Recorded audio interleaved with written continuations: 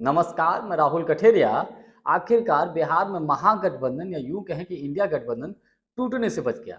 कल तक तो खबरें ऐसी चल रही थी कि कब ये घोषणा हो कि कांग्रेस अलग चुनाव लड़ रही है, आरजेडी अलग चुनाव लड़ रही है, तमाम दल अलग चुनाव लड़ रहे हैं। इस तरीके के लोग तमाम कयासें लगा रहे थे। सोशल मीडिया के प्लेटफ़ॉर्म पर, मीडिया पर ऐसी चर्चाएँ बड़ी ज़ोर-शोर से चल रही थी। लेकिन महागठबंधन के लिए अच्छी खबर ये है, राहत भरी खबर ये है कि महागठबंधन में सब कुछ ठीक-ठाक हो गया है।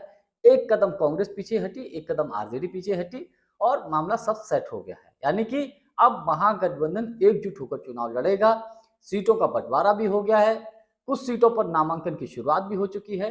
तो आखिर किन बातों को लेकर महागठबंधन में पेच फँसा हुआ था, किन बातों को लेकर कांग्रेस ने भी अल्टीमेटम दे दिया था कि अगर जो वो चाहती है अगर वैसा नहीं हुआ तो कांग्रेस 243 सीट पर अकेले चुनाव लड़ने के लिए तैयार थी। तो इन तमाम बातों को लेकर मैं चर्चा करूँ, लेकिन उससे पहले यदि आपने अभी तक हमारे चैनल को सब्सक्राइब नहीं किया है तो सब्सक्राइब जरूर कर लीजिए और घंटी के बटन को जरूर दबा दीजिए।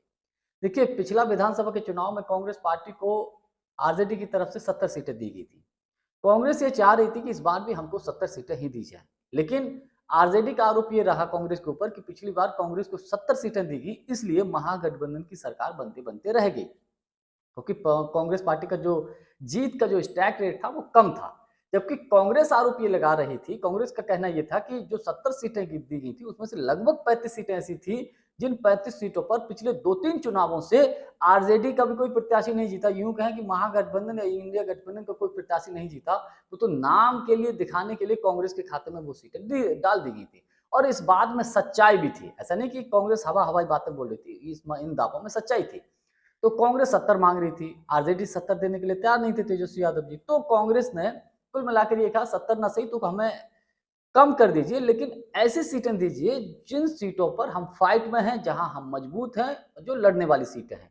रहा सवाल ऐसी सीटें जो कम फाइट में है, सीधी टक्कर नहीं है, तो ऐसी सीटें कमजोर सीटों को सब में बंटवारा कर दीजिए, ये कांग्रेस कह रही थी। आरजेडी इसके लिए तैयार नहीं थी।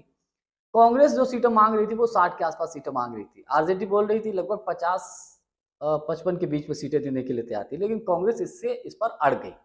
मामला इतना खिंचा कि तेजस्वी यादव जी और लालू यादव जी दिल्ली गए। दिल्ली पहुंचे तो वहाँ उनका कुछ कोर्ट का मामला था, उसको निपटाने के बाद वो राहुल गांधी जी से भी उनकी मुलाकात नहीं हुई।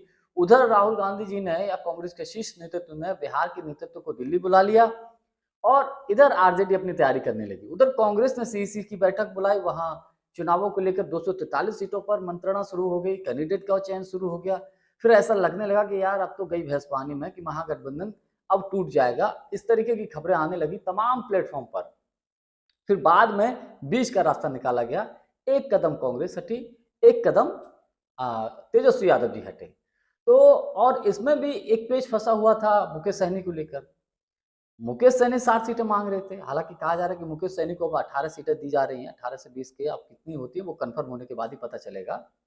लेकिन मुकेश सहनी भी मान गए हैं, लेफ्ट पार्टियां भी मान गई हैं, कांग्रेस भी मान गई है, आरजेडी भी मान गई है और अन्य जो कुछ दल हैं वो भी सब मान गए। यानी कि सब महागठबंधन में अंततोगत्वा सब कुछ ठीक ठाक हो गया है।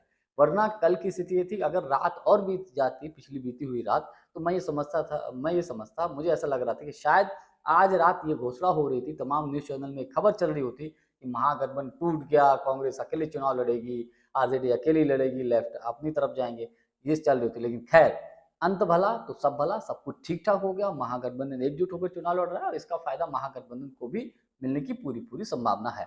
दूसरी तरफ एनडीए में तो खींचतान चल ही रही है, हम सब देख रहे हैं। सीट के बंटवारों को लेकर बड़ा तामझाम फंसा हुआ है। नीतीश कुमार जी नाराज हैं, कुशवाहा साहब नाराज हैं और तमाम लोग नाराज हैं। बहरहाल उधर खींचतान मचा हुआ है।